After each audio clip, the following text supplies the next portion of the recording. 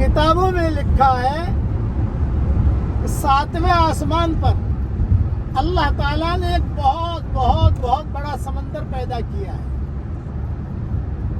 اور اس کے اوپر اللہ کا عرش ہے، اس کے اوپر اللہ کی کرسی ہے۔ اب اللہ کا عرش کیسا ہے، کتنا بڑا ہے، کتنا لمبا ہے، کرسی کتنی بڑی ہے؟ وسع کرسیہ السماوات والارض، یہ قرآن میں اس کا تذکرہ بھی ہے کرسی کا۔ سارے آسمانوں کو گھیری ہوئی وہ کرسی کتنی بڑی ہے، عرش کتنا بڑا ہوگا؟ تو وہ عرش 4 فرشتے اسے اٹھائے ہوئے ہیں۔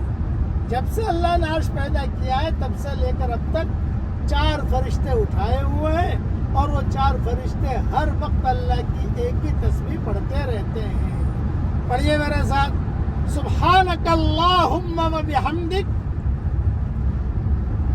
لک الحمد علی حلمک بعد علمک۔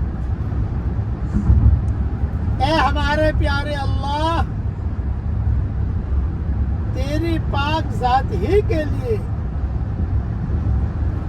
ہر طرح کی تعریف ہے کہ تو باوجود علم کے پھر بردباری اور حلم کرتا ہے۔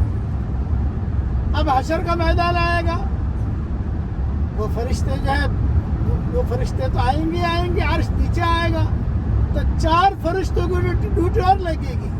وَيَحْمِلُ عَرْشَ رَبِّكَ فَوْقَهُمْ يَوْمَئِذٍ ثَمَانِيَةٌ۔ دستان برابر پڑھا میں نے جی۔ وَيَحْمِلُ عَرْشَ رَبِّكَ فَوْقَهُمْ يَوْمَئِذٍ ثَمَانِيَةٌ۔ 4 فرشتے اور آ جائیں گے تو ان کی تسبیح کیا ہوگی؟ وہ پڑھیے میرے ساتھ، سبحانک اللہم و بحمدک لک الحمد علی عفوک بعد قدرتک۔ اے ہمارے پیارے اللہ، قدرت کے باوجود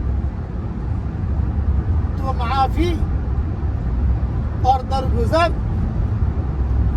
کرتا رہتا ہے، اس پر ہم تیری پاکیزگی اور تعریف بیان کرتے ہیں۔